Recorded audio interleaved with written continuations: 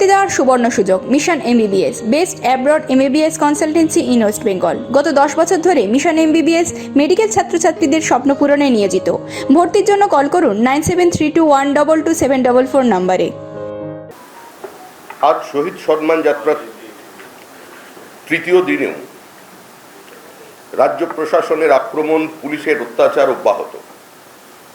একটি সর্বভারতীয় রাজনৈতিক দল পশ্চিমবঙ্গের মানুষ যাদের 2,30,00,000 মতো ভোট দিয়ে বিরোধী দলের আসনে বসিয়েছে গঠনমূলক বিরোধিতা করবার জন্য, সেই মানুষদের প্রতি আমাদের একটা দায়িত্ব আছে, দায়বদ্ধতা আছে। আমাদের কর্মসূচি পূর্ব ঘোষিত কর্মসূচি। আমাদের কর্মসূচি কোভিড বিধি মেনে সামাজিক দূরত্ব বজায় রেখে প্রশাসনকে সহযোগিতা করে প্রশাসনকে জানিয়ে কর্মসূচি। কিন্তু আজকে সেই কর্মসূচি বারবার ব্যাহত হচ্ছে। বিজেপির কর্মীরা আক্রান্ত হচ্ছেন, বিজেপি কর্মীদের গ্রেপ্তার করা হচ্ছে একইভাবে। ময়নাগুড়ির একটি ধর্মশালা থেকে পুলিশ বিজেপি কর্মীদের গ্রেপ্তার করে। বিজেপি কর্মীদের উপরে এই বলপূর্বক আচরণের প্রতিবাদে তারা রাস্তা অবরোধ করেছেন। যারা সেখানে অবরোধ করেছিলেন তারা অত্যন্ত অন্তজ মানুষজন, তপশিলি সম্প্রদায়ের মানুষ, রাজবংশী সম্প্রদায়ের মানুষ। আজকে যেহেতু বিগত নির্বাচনে তারা তৃণমূল কংগ্রেসের বিরুদ্ধে ভোট দিয়ে সেখানে বিজেপি প্রার্থীকে নির্বাচিত করেছে, তাই প্রতিহিংসামূলক আচরণ হিসেবে তাদের উপরে বর্বরচিত লাঠিচার্জ করা হলো। আজকে সমস্ত ক্ষেত্রে গোটা উত্তরবঙ্গ জুড়ে যারা এই সম্প্রদায়ভুক্ত বিধায়ক আছেন তারা প্রতিবাদ শুরু করেছেন। এই মুহূর্তে তাদের জলপাইগুড়ি থানায় নিয়ে যাওয়া হয়েছে। তাদের গ্রেপ্তার কি, গ্রেপ্তারের কারণ কি, কিসের ওপরে ভিত্তি করে আজকে পুলিশ এই ধরনের গ্রেপ্তার করা হলো, এরই প্রতিবাদ জানাতে ভারতীয় জনতা পার্টি শান্তিপূর্ণভাবে আমরা প্রশাসনের কাছে আমাদের বক্তব্য রাখছি। এই বিষয়টি পশ্চিমবঙ্গ তথা ভারতবর্ষে বহু চর্চিত যে আমাদের ভারতবর্ষের গণতন্ত্র 70 বছর পার করেছে। পৃথিবীর এমন একটা দেশ যে 135 কোটির গণতন্ত্র বিনা রক্তক্ষয় 5 বছরে একটি সরকারের পরিবর্তন করে। আমাদের সঙ্গে সঙ্গে যারা ব্রিটিশ কলোনিয়ালিজম থেকে মুক্ত হয়েছিল তাদের মধ্যে অধিকাংশ দেশই কেউ সামরিক শাসনের আওতায় চলে গেছেন, কেউ কোথাও রাজতন্ত্র প্রতিষ্ঠা হয়েছে, কোথাও রাজনৈতিক সংঘর্ষ, সামাজিক সংঘর্ষ, জাতি দাঙ্গা, গৃহযুদ্ধ অব্যাহত। কিন্তু ভারতবর্ষের মতো একটি বহুমাত্রিক দেশে ভাষার এত বিবিধতা থাকা সত্ত্বেও আজকে এই দেশ অত্যন্ত সফলভাবে আজকে ডেমোক্রেসির প্র্যাকটিস চালিয়ে যাচ্ছে। সারা ভারতবর্ষে বিভিন্ন জায়গায় নির্বাচন হয়, কিন্তু নির্বাচন পরবর্তী হিংসা পশ্চিমবঙ্গে যে আকার ধারণ করেছে বিগত নির্বাচন 2021-এর এই বিধানসভা নির্বাচনকে কেন্দ্র করে, তা অতীতের সমস্ত নজিরকে সরিয়ে দিয়েছে। 2014 লোকসভা নির্বাচনের পর ইলামবাজার ব্লকে শুধুমাত্র বিজেপির পতাকা হাতে নেবার অপরাধে 6 জন সংখ্যালঘু কর্মী খুন হয়েছিলেন। সারা ভারতবর্ষে এই নজির কোথাও নেই। ফল ঘোষণার পর থেকে যখন 2 তারিখে নির্বাচনের ফল ঘোষণা হচ্ছে, ঠিক 2 তারিখে দুপুরবেলা তখনও নিরঙ্কুশ সংখ্যাগরিষ্ঠতা তৃণমূল কংগ্রেস পায়নি। আমাদের পার্টির সর্বভারতীয় সাধারণ সম্পাদক এবং এই রাজ্যের পর্যবেক্ষক কৈলাস বিজয়বর্গীয় তিনি সাংবাদিকের সামনে বলেছিলেন যে এই নির্বাচনের ফলাফল দেখে এটাই বোঝা যাচ্ছে তৃতীয়বারের জন্য মমতা বন্দ্যোপাধ্যায়ের নেতৃত্বে মানুষ একটা সরকার গঠন করবে, সেই পথ, সেই পক্ষে মানুষ রায় দিয়েছেন।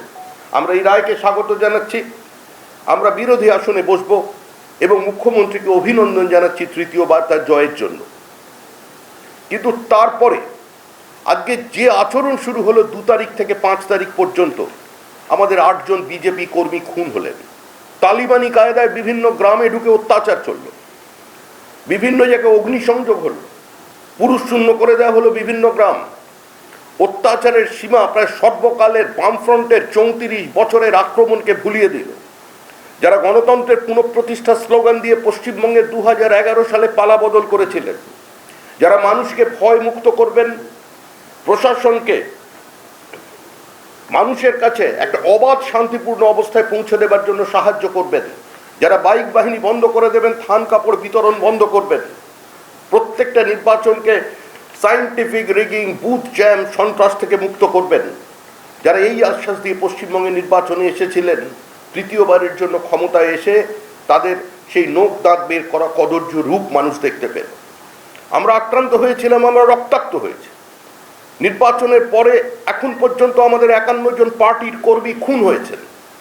এখনো পর্যন্ত প্রায় 15,000 কর্মী আমাদের বাড়ি ছাড়া অবস্থায় আছেন।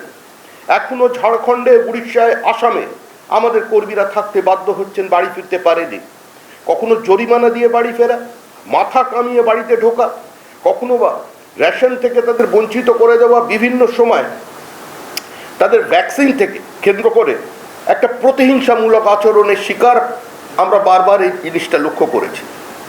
আমাদের পক্ষ থেকে এবং সমাজের বিভিন্ন স্তর থেকে মানুষ গণতান্ত্রিক ব্যবস্থার প্রতি, সংবিধানের প্রতি এবং সর্বোপরি বিচার ব্যবস্থার প্রতি আস্থা রেখেছেন।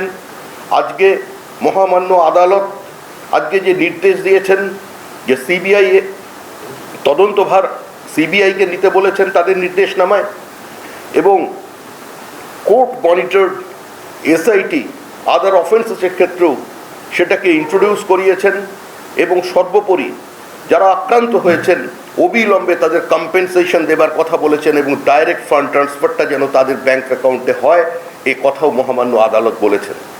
আমরা পশ্চিমবঙ্গ ভারতীয় জনতা পার্টির পক্ষ থেকে এই রায়কে স্বাগত জানাচ্ছি, এবং এটা বিশ্বাস করি ভারতবর্ষের মানুষ তথা পশ্চিমবঙ্গের মানুষের যে আস্থা ছিল বিচার ব্যবস্থার প্রতি, সেই আস্থা তাদের আরও সুদৃঢ় হলো। এই রায় নিঃসন্দেহে এই যুগ সন্ধিক্ষণ একটি ঐতিহাসিক রায়। এই রায়ের মধ্য দিয়ে গণতন্ত্রের প্রতি মানুষের আস্থা, ভারতীয় সংবিধানের প্রতি মানুষের আস্থা এবং মানুষের যে কথা বলবার অধিকার, প্রতিবাদ করবার অধিকার, সমালোচনা করবার অধিকার, যে কোনো রাজনৈতিক দলকে সমর্থন করবার অধিকার এবং অবাধ এবং শান্তিপূর্ণভাবে নিজেদের ভোট প্রয়োগ করবার অধিকার, সেই অধিকারকেই কার্যত সুরক্ষিত করলো আজকের এই রায়। আমরা আশা করব পশ্চিমবঙ্গের যে সমস্ত মানুষ আজকে বিচার ব্যবস্থার উপরে আস্থা রেখেছেন, ভারতীয় জনতা পার্টির যে সমস্ত কর্মীরা অত্যাচারিত হয়েছেন, যাদের পরিবারের মায়ের কোল শূন্য হয়েছেন, যিনি স্বামীহারা হয়েছেন, যে মহিলারা ধর্ষিতা হয়েছেন, বলাৎকারের শিকার হয়েছেন, বিভিন্ন সময় বর্বরচিত আচরণের শিকার হয়েছেন, কার্যত পুলিশি নিষ্ক্রিয়তা, সেক্ষেত্রেও এই রায়ের মধ্যে দিয়ে তাদের অবজারভেশনের মধ্যে দিয়ে তার ছত্রে ছত্রে তারই প্রতিফলন ঘটেছে। আমরা আগেও বলেছি যে ভারতীয় জনতা পার্টি কোনো অবস্থায় পশ্চিমবঙ্গে নতুন করে 356 নিয়ে একটা বিতর্ক তৈরি করতে চায় না। আমরা মানুষের রায়ের উপরে আস্থা রেখে, গণতান্ত্রিক ব্যবস্থার উপরে আস্থা রেখে রেস্টোরেশন অফ ডেমোক্রেসি, গণতন্ত্রের পুনঃপ্রতিষ্ঠার লড়াইতে সামিল ছিলাম। পঞ্চায়েত নির্বাচনের পর থেকে প্রায় আমাদের 200 কর্মী খুন হয়েছেন। আজকে অবস্থার মধ্যে দাঁড়িয়ে এখনও আমরা শান্তিপূর্ণভাবে সংবিধানের প্রতি পূর্ণ আস্থা রেখে, গণতান্ত্রিক ব্যবস্থার উপরে আস্থা রেখে, যুক্তরাষ্ট্রীয় কাঠামোর প্রকৃত মর্যাদা রক্ষা করে আমরা আমাদের মতো করে আন্দোলন করে চলেছি। এবং যে বর্বরচিত আক্রমণ হয়েছে বিভিন্ন জায়গায়, সংবাদ মাধ্যমেও যা প্রকাশিত হয়েছে, বা এনএইচআরসির যে রিপোর্ট, এনএইচআরসির রিপোর্টকে আমরা স্বাগত জানিয়েও বলেছিলাম এটা টিপ অন আইসবার্গ, কারণ এই রিপোর্ট এর সম্পূর্ণ ঘটনার প্রতিফলন হয়নি। গোটা পশ্চিমবঙ্গ জুড়ে যে অত্যাচার এর চিহ্ন বিভিন্ন জায়গায় ছড়িয়ে আছে, আজকে এনএইচআরসির রিপোর্টে সেই সম্পূর্ণ কভার সেটা করা হয়নি। এই রিপোর্ট আংশিক রিপোর্ট। অত্যাচারের পরিধি, অত্যাচারের বৃত্ত আরও ভয়াবহ। আমরা আশা করব মহামান্য আদালতের নির্দেশে যারা এই বিষয়ে তদন্ত করবেন তারা দরিদ্র, অসহায়, প্রান্তিক মানুষের অধিকারটুকু তাদের পাইয়ে দেবেন। যারা বঞ্চিত হয়েছেন, বিভিন্ন সময় যাদের চোখের জলের কেউ হিসাব রাখেনি, নির্বাচনের পর শুধুমাত্র একটা রাজনৈতিক দলকে নিঃশব্দে সমর্থন করবার অপরাধে, ভোট দেবার অপরাধে, একটা রাজনৈতিক দলকে পতাকা ধরবার অপরাধে যে মানুষগুলো খুন হয়েছেন, আজকে তাদের পাশে তাদের শোকসন্তপ্ত পরিবারকে সহযোগিতা করবেন। এই রায় কোনো আনন্দের ঝর্ণাধারায় প্লাবিত হয়ে যাবার রায় নয়। এই রায় বিরাট কোনো রাজনৈতিক বিজয় হয়েছে বলে আমরা এটা মনে করি না। এর মধ্যে কোনো রাজনীতি নেই। পশ্চিমবঙ্গে আমাদের বিরোধী রাজনৈতিক অবস্থানে তৃণমূল কংগ্রেস আছে, তারা আমাদের রাজনৈতিক প্রতিপক্ষ।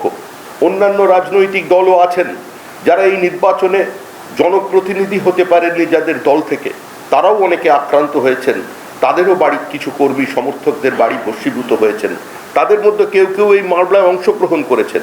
প্রত্যেকে যাতে বিচার পান, প্রত্যেকে যাতে সরকারি সহযোগিতা পান, এটা দেখবার দায়িত্ব একটা জনকল্যাণমূলক রাষ্ট্রের। তাই একটা সোশ্যাল ওয়েলফেয়ার স্টেটে বিভিন্ন ক্ষেত্রে মানুষ সেই সহযোগিতা পাবে, মানুষ তাদের কাছে যে সমর্থন পাবে, আমরা এই জিনিসের আশা রাখি। অভিজিৎ সরকার এই মামলার অত্যন্ত একটি গুরুত্বপূর্ণ নাম।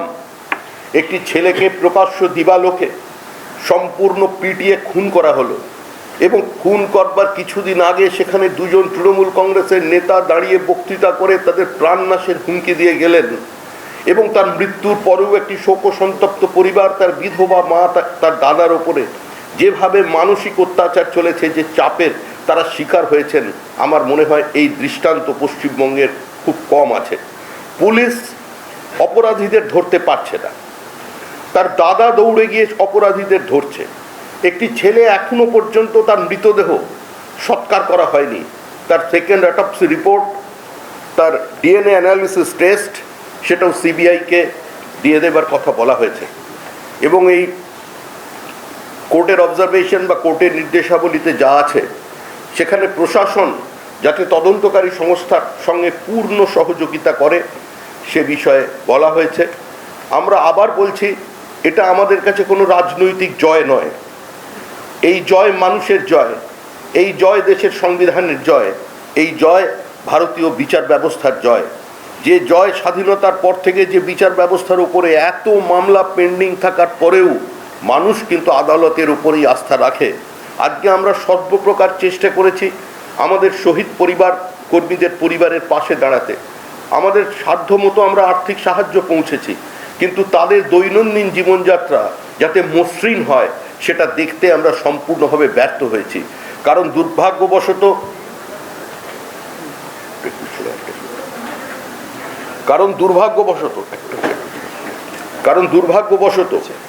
এই কোভিড অতিমারির সময় ভারতীয় জনতা পার্টির কর্মীরা আজকে স্বাভাবিকভাবেই বিভিন্ন রাজনৈতিক কার্যকলাপে সম্পূর্ণভাবে অংশগ্রহণ করতে পারেনি। সমস্ত আক্রান্তের পাশে, সমস্ত শহীদ পরিবারের পাশে আমরা দাঁড়াতে পারিনি।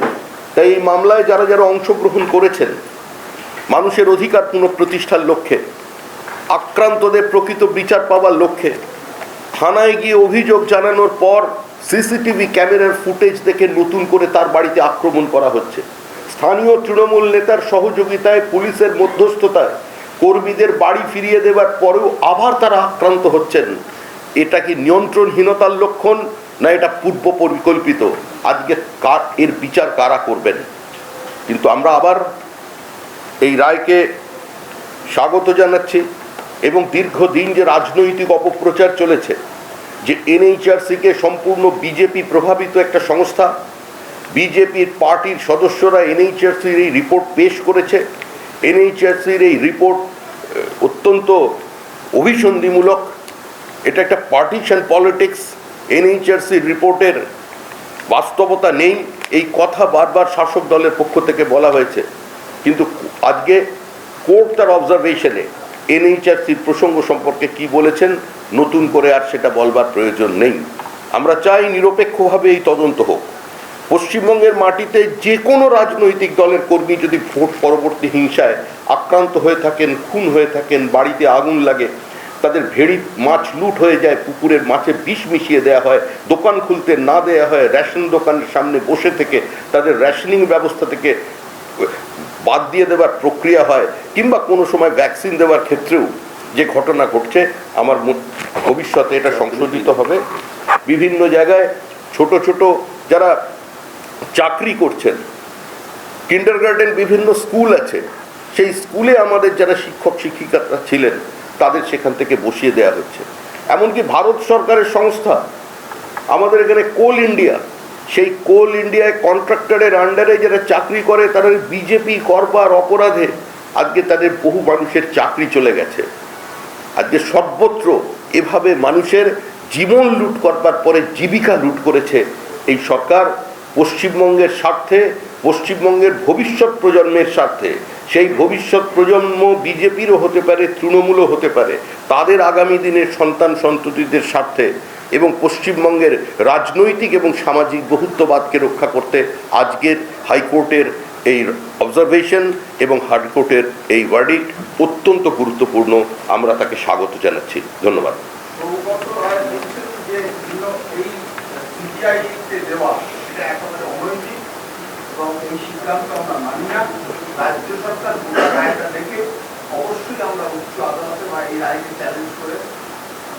সেটা আইনি প্রক্রিয়া। রাজ্য সরকারের মতো পদক্ষেপ নেবে। অতীতেও রাজ্য সরকারের বিভিন্নবার সুপ্রিম কোর্টে যাওয়া এবং তাদের পরিণতিও পশ্চিমবঙ্গের মানুষ দেখেছেন। সৌগতবাবুর মতো একজন বিদগ্ধ রাজনৈতিক ব্যক্তিত্বের কাছ থেকে এই ধরনের বক্তব্য সমাজ আশা করে না।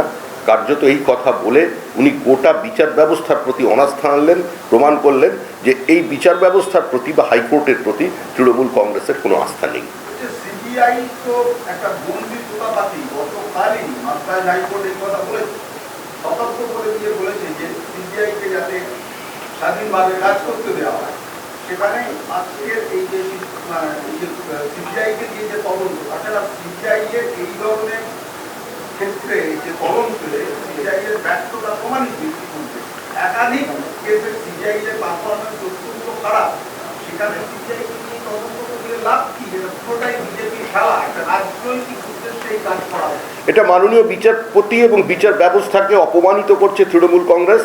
আর ম্যাড্রাস হাইকোর্ট যে রায় দিয়েছে তাতে সেই অতীতের কেস্ট প্যারেটের কথা বলেছেন।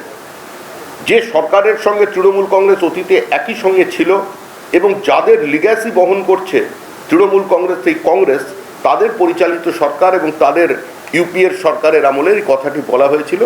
সিবিআই পশ্চিমবঙ্গে কি করেছে মানুষের জানা। এটা কারোর সাফল্য বা ব্যর্থতার প্রশ্ন নেই। আদালত রায় দিয়েছে, আদালতের রায়কে মর্যাদা দিতে হবে, তাকে আমরা স্বাগত জানাচ্ছি।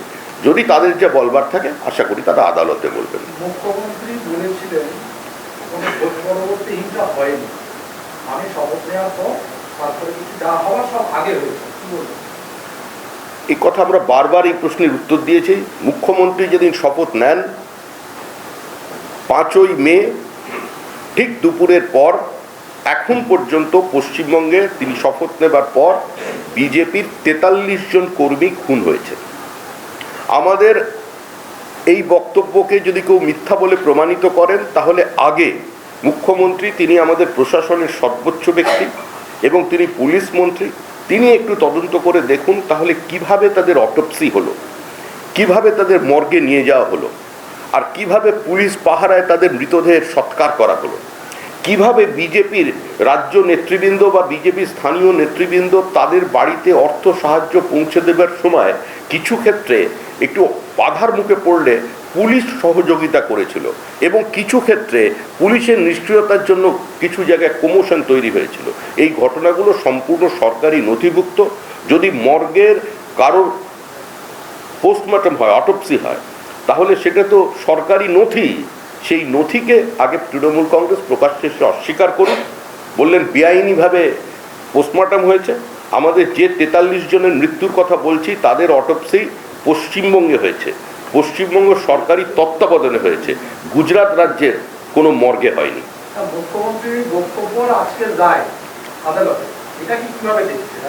এতদিন পর্যন্ত আমরা যে কথা বলেছি যে পশ্চিমবঙ্গে আইনের শাসন নেই, পশ্চিমবঙ্গে নেতা নেত্রী, দল, মন্ত্রী, প্রশাসন, পুলিশ মিলে মিশে একাকার হয়ে গেছে। বাম জমানায় সময় অবশিষ্ট সূক্ষ্ম বিভাজন রেখাটুকু পর্যন্ত এই জমানায় মুছে গেছে। আজকে আদালতের এই রায়কে সেটাই এস্টাবলিশ করলো। সিবিআই তদন্ত নির্দেশ দিল আদালত, জাতীয় মানবাধিকার কমিশন এমন রিপোর্ট দিয়েছে যে রিপোর্ট সম্পর্কে রাজ্য সরকার পরে স্টেপটা কি? এই রাজ্যে 356 ধারা রাষ্ট্রপতির শাসন। তৃণমূল কংগ্রেসের চিন্তাভাবনা 356 ধারা বা 356 ধারার থেকে অন্য কিছু হতে পারে, কিন্তু আমরা ভারতবর্ষের এই রাজনৈতিক বহুত্ববাদে বিশ্বাস করি। অতীতে কংগ্রেস কতবার 356 ধারা জারি করেছে এবং কিভাবে জারি করেছে সেটা দেশের মানুষের জানা। এই 356 ধারার শিকার আমরা হয়েছি। যে রাজ্যে একটা পর্যন্ত পাথর ছোঁড়াছুড়ি হয়নি, সেই হিমাচল প্রদেশেও 6 ডিসেম্বরের ঘটনার পর রাতের অন্ধকারে 4টি সরকারকে শুধুমাত্র পেনের একটা খোঁচায় ভেঙে দিয়ে দেওয়া হয়েছিল। আমরা এই পথে বিশ্বাস করি না। এটা বিজেপির দাবি নয়। আমরা এই বিপরীত পরিস্থিতিতে, কঠিন পরিস্থিতিতে, সমস্ত প্রতিকূলতার মধ্যেও আমরা গণতান্ত্রিক পদ্ধতিতে, গণতান্ত্রিকভাবে আমরা আমাদের রাজনৈতিক লড়াই চালিয়ে যাব। প্রয়োজনে আমরা আদালতে যাব, যেখানে প্রয়োজন হচ্ছে যাচ্ছে, কিন্তু আমরা ময়দানে থেকেও, আমরা মাঠেও থাকবো, আমরা কোর্টেও থাকবো, কিন্তু আমরা অন্য কোনো পন্থা নিয়ে পিছনের দরজা দিয়ে পশ্চিমবঙ্গের ক্ষমতার অলিন্দে ঢুকবো না। আপনি রাজনৈতিক জয় বলছেন না, তাহলে এটা পরাজয়টা কার? রাজনৈতিক জয় বলছেন, রাজনৈতিক জয় পশ্চিমবঙ্গের রাজনীতি সচেতন মানুষ, পশ্চিমবঙ্গের এত বড় বিচারক কুল যারা এই মামলার অবজারভেশন করছেন, এবং যে অগণিত মানুষ, লক্ষাধিক মানুষ যারা এই বর্বরচিত আক্রমণের শিকার, এই সিদ্ধান্ত তারা নেবেন, বিশেষণটা তারা তৈরি করবেন না। তৃণমূল বলছে যে বিজেপিরা যে কোনো হাতিয়ার নেই, আমরা জনতার আদালতে জিতেছি, ওরা সেখানে কোনো যুদ্ধে না পেরে ওরা এখন আদালতেই যাচ্ছে। তার মানে ভারতবর্ষে আদালত থাকবে না? ভারতবর্ষে যা কিছু হবে ব্যালট বক্সের মধ্যেই সেটা ফয়সালা হয়ে যাবে? তার মানে একটা জয় কিংবা একটা পরাজয় পৃথিবীর সমস্ত প্রশ্নের উত্তর আর সমস্ত সমস্যার সমাধান করে দেবে? তৃণমূল কংগ্রেসের এই বক্তব্য পশ্চিমবঙ্গের রাজনৈতিক সংস্কৃতিকে এবং রাজনৈতিক মেধাস্বত্বকে কোথায় পৌঁছে দিচ্ছে, সেটা আশা করি তৃণমূলের বিদগ্ধ বরিষ্ঠ নেতারা আরেকবার নতুন করে চিন্তা ভাবনা করবেন। না, হিন্দি হয়ে গেছে, দিল্লি, বিশুদ্ধ বাংলা।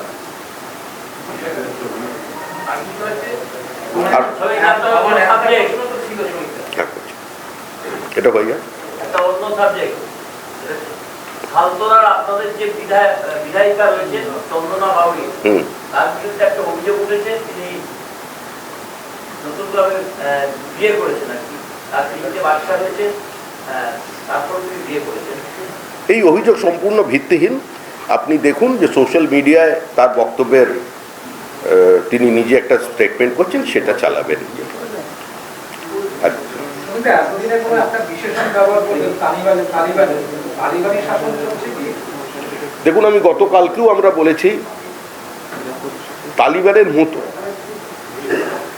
অতীতে বাংলার ইতিহাস কি ছিল আমরা ইতিহাস পড়ে, আপনিও পড়ে যেটা দেখেছেন, যে একটা সময় ছিল যে নদিয়া ডিস্ট্রিক্টে গলায় কারোর পৈতে দেখলে ছেড়ে দেওয়া হতো, আর তুলসী গাছ দেখলে তার উপরে মূত্রত্যাগ করা হতো। মানুষকে কোনো নাম সংকীর্তন করতে দেওয়া হতো না। এটা চৈতন্য চরিতামৃত থেকে বিভিন্ন সময় সে যুগের কবিরা লিখেছেন, বিভিন্ন ঐতিহাসিক লিখেছেন। এখন সেটা সেই রকম দাঁড়িয়েছে যে বিজেপি পতাকা দেখলে সেটাকে ছেড়ে দেওয়া হবে। আগে মন্দির ভাঙা হতো, এখন বিজেপি পার্টি অফিস দেখলে সেখানে বোম মারা হবে। আর বিজেপি করলে আগে তো জরিমানা দিতে হতো, জিজিয়া করটার ওরকম ছিল বলে লোকে। এখন বিজেপি করলে, আগে জিজিয়া কর ছিল, এখন বিজেপি করলে, এবারে নির্বাচনে বিজেপি করলে তাদের জরিমানা দিয়ে ঘরে ঢুকতে হতো। আগে বিভিন্ন সময় মাথার মধ্যে তুলসী পাতা বা তিলক কাটলে তার মাথাটা সম্পূর্ণভাবে মুড়িয়ে দেওয়া হতো, এখন বিজেপি করলে মাথা কামিয়ে বাড়ি ঢুকিয়ে দেওয়া হচ্ছে। একই ব্যাপার। প্রথমে তো মুখ্যমন্ত্রীকে হাইকোর্ট যা জবাব দিয়েছে, এই জবাব শোনার পরেও মুখ্যমন্ত্রী কেন মুখ্যমন্ত্রী আছেন, এটা বড় প্রশ্ন আছে। মুখ্যমন্ত্রী বলেছিলেন কি কোনো ভায়োলেন্স হয়নি, আর হাইকোর্টে 5টা জজের বেঞ্চ বলছে কি ভায়োলেন্স শুধু হয়নি, তার সিবিআই তদন্ত করতে হবে। এরপরে তৃণমূল কংগ্রেসের বক্তব্যটা থাকবে কোথায়, এটা একটা বড় প্রশ্ন চিহ্ন আছে। এখন ভায়োলেন্সের কতগুলো কুখ্যাতদের নামও ঘোষণা করা হয়েছে। এনএচআরসি বলেছে কতগুলো কুখ্যাত নেতারা তারা ভায়োলেন্সের নেতৃত্ব দিয়েছেন, তারা এখন বড় বড় কথা বলছেন।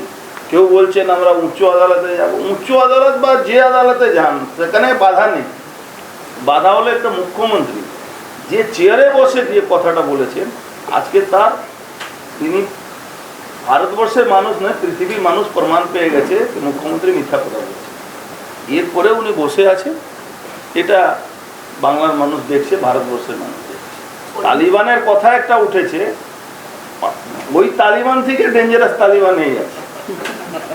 ওই তালিবান তো শুধু একটা ভাষা শিখেছে, এখানে সব ভাষা শিখেই এই তালিবানরা নানা রকম ভাষা শিখে নানা রকম ব্যবস্থা থেকে বাংলার মানুষের উপরে অত্যাচার চালাচ্ছে।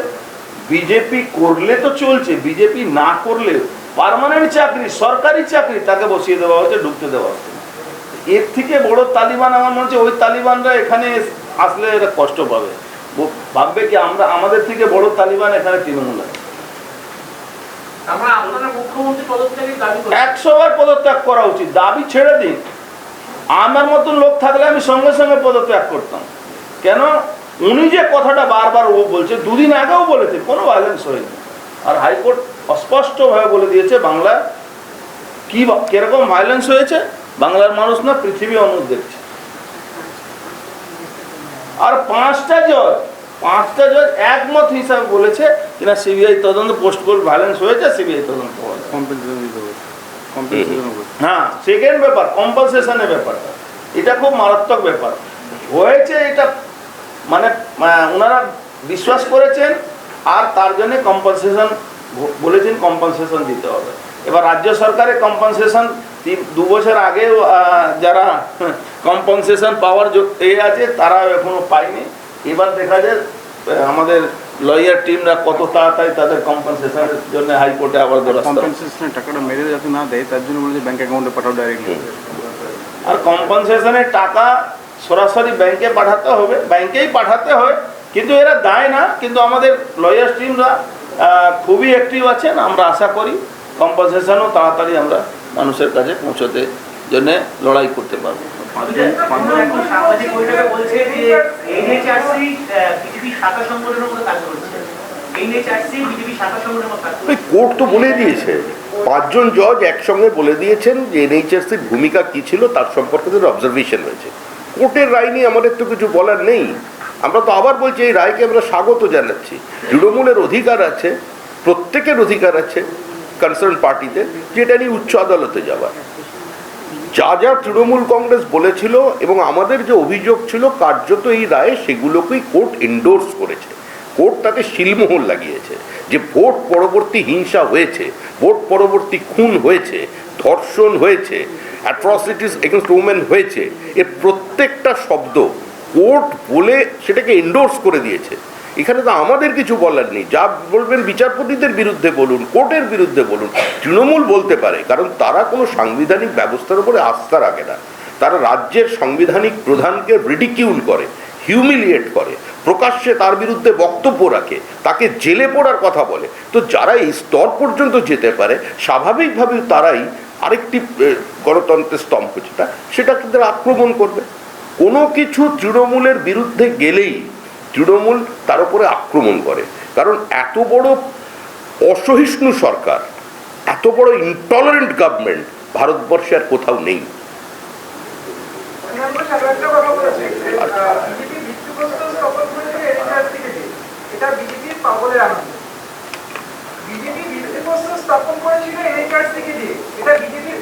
সমস্ত কথার প্রতিক্রিয়া হয়।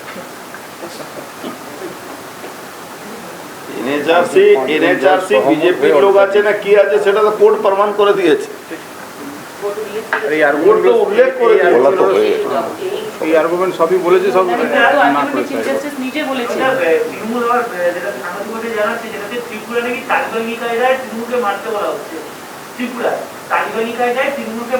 আমরা যেরকম রাজ্যপালের কাছে যাই ওনারা যান, আমরা যেরকম কোর্টে যাই ওনারা যান, ওখানে রাজ্যপালের কাছে গিয়ে বলুন আমাদের মারছে। ওদের ব্যাপারে আমাদের কি করে বলবো?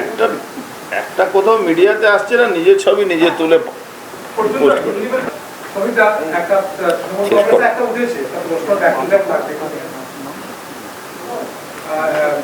অনেক জায়গায় আক্রান্ত হয়েছে পশ্চিমবঙ্গে, সেখানে এনএইচআরসি যায়নি। এনএইচআরসি যদি না গিয়ে থাকেন, এখন এরা যাবে। পঞ্চায়েত নির্বাচনে তৃণমূল কংগ্রেসের 49 জন কর্মী খুন হয়েছিলেন পঞ্চায়েত নির্বাচনে। 49 জন যে কর্মী খুন হয়েছিলেন তার মধ্যে 47 জন তাদের নিহত বা শহীদ যে ভাষাই বলবেন, সেই পরিবারের সদস্যরা অভিযোগের আঙুল তুলেছিলেন তৃণমূল কংগ্রেসের দিকেই।